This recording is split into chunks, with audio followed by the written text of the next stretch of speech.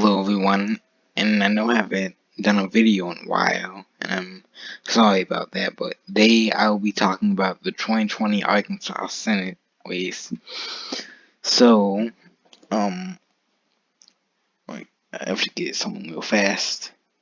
Alright, so the Senate race is between Tom Cotton and Ricky Harrington Jr. So it's between a Republican and a Libertarian.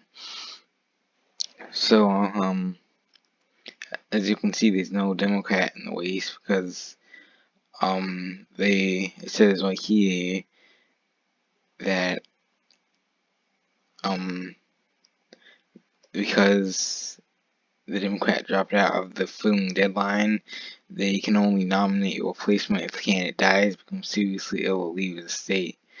And it's probably way too late now to get a candidate. So this gives the third party candidate Ricky Harrington Jr a good shot at winning. There is an independent Dan Whitefield, but he probably isn't going to be on the ballot. So it's just Tom Cotton and Ricky Harrington Jr. So I guess this part of my video, I'll talk about my personal views. I personally think that Mr. Ricky Harrington Jr. should unseat Tom Cotton. Now that's my personal view. I'm not saying that will actually happen in this race, but the reason being is that Tom Cotton has made some statements in they probably shouldn't have made, in Tom Cotton, while Republicans claim the small government, and they claim that for reducing the size of the federal government, all they've been doing is increasing it and increasing it. And that's why, when libertarians, they try to go to the Republican Party and they say we should try to go to the two main parties, try to change it from the inside, that most of the time that doesn't work because they get angry at us libertarians for the truth, and sometimes libertarians even basically become how do I say it? They basically, when they become Republicans or Democrats, after a while they change into people, not all of them, but some of them change into people that want big government. So that's kind of the problem with trying to go to the two major parties and trying to change the system from the inside out. So, with that out of the way, Tom Cotton isn't that much of a like senator either, and he seems to have a lot of people that dislike him. So if Ricky Harrington, if everyone knows that he's on the ballot, and I'm pretty sure they'll know that Ricky Harrington is on the ballot because he'll be right there on, I guess, election papers, and whether that be mail-in voting or in-person voting. But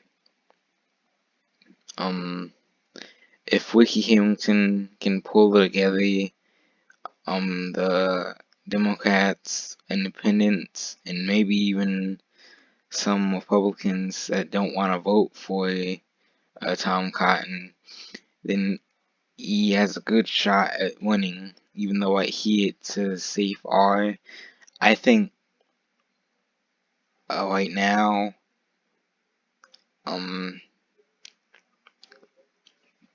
even though it says safari, they might this might be an upset election where Ricky Harrington beats him by ways a thin margin, or maybe it's not impossible, but it's likely that this probably won't happen. Ricky Harrington could beat him by a landslide. But either way, I wouldn't say that Tom Cotton definitely has this in the bag. So I also wanted to say on Wikipedia's endorsement section, Ricky Harrington used to be here because Spike Cohen, the Libertarian vice presidential nominee in 2020, endorsed him, and also Senator Justin Amash. Wait, is he? I think he might be a senator or member of the House of Representatives. But either way, they both endorsed him, and Wikipedia ended up removing it because for some reason, I guess social media endorsements don't count as endorsements, that makes no sense to me. But I guess it's Wikipedia's rules. So I guess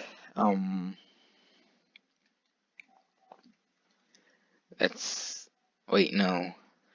I will I was gonna talk about the polling, but there is no polling here.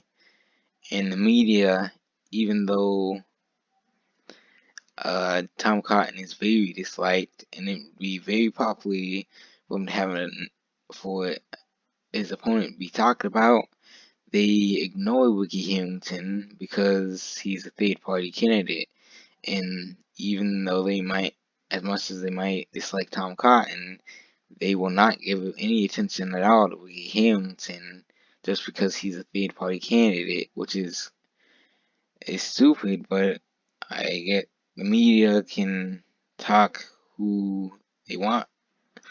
They can talk about who they want on their platform. So it's stupid, but it's a platform, which means it's a rules. But I'm pretty sure if we get enough people talking about Ricky Harrington, media might finally pay attention to him in this race. So I guess that's all I have to say for now. Goodbye.